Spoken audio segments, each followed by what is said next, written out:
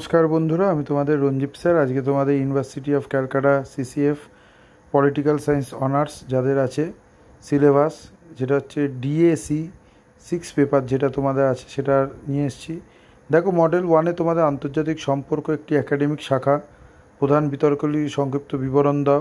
তত্ত্ব, দৃষ্টিভঙ্গি, ওয়েলফেলিয়া, পোস্ট ওয়েলফেলিয়া ব্যবস্থা, আন্তঃযুদ্ধকাল, ঠান্ডা যুদ্ধ, সমঝোতা, উত্তেজনা। ঠিক আছে, এটা মডেল 1 থেকে তোমাদের পড়তে হবে। মডেল 2 থেকে তোমাদের আন্তর্জাতিক সম্পর্কে মৌলিক ধারণা সমূহ আলোচনা করো। আন্তর্জাতিক সম্পর্কে মৌলিক ধারণার মধ্যে তোমরা পড়তে হবে উন্নয়ন, তৃতীয় বিশ্ব, গ্লোবাল সাউথ, নিরপেক্ষতা, বিশ্বায়ন, উত্তর দক্ষিণ সংঘাত, আঞ্চলিকতা।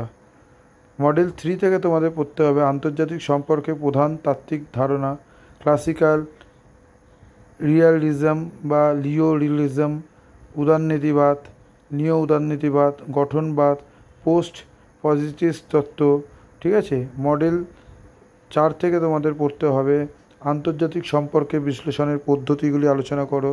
ঠিক আছে, এর মধ্যে মার্ক্সবাদ তত্ত্ব এবং তার সাথে সাথে তোমার মার্ক্সবাদের সাথে সাথে তোমাদের পড়তে হবে হচ্ছে, দেখো নিচের দিকে তোমাদের একটু করলে বোঝা যাবে যে আন্তর্জাতিক সম্পর্কে যে বিশ্লেষণ, মার্ক্সবাদী তত্ত্ব, নির্ভরতা তত্ত্ব, বিশ্ব ব্যবস্থা যেটাকে বলা ওয়ার্ল্ড সিস্টেম থিওরি, লিঙ্গ ও নারীবাদী দৃষ্টিভঙ্গি, পরিবেশ, জলবায়ু পরিবর্তন ও নিরপেক্ষতা। ঠিক আছে, এই কোশ্চেনগুলো তোমাদের পড়তে হবে, টপিকগুলো পড়তে হবে। এবং এর সাজেশান আমি পরের ভিডিওতে সাজেশানটা দিয়ে দেবো। বৈদেশিক নীতি, কূটনীতি, গ্লোবাল পলিটিক্স, সাম্রাজ্য। মডেল 4-এ তোমাদের বেশি পড়তে হবে এবং এর পরের ভিডিওতে আমি সাজেশান দিয়ে দেবো। তোমাদের প্রত্যেক মডেল থেকে যদি তোমরা 2 বা 3টে টপিকও পড়ো, তোমরা কিন্তু 100% সাজেশান কমন পাবে।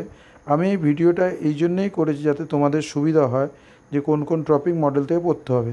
এবার কোশ্চেন প্যাটার্নটা দেখে না, তোমাদের 20 মার্কসের 2টো লিখতে হবে এবং 10 মার্কসের 2টো লিখতে হবে আর 5 মার্কসের 2টো লিখতে হবে, টোটাল 17 মার্কস। ঠিক আছে, কারোর যদি পিডিএফ লাগে হোয়াটসঅ্যাপে যোগাযোগ করো।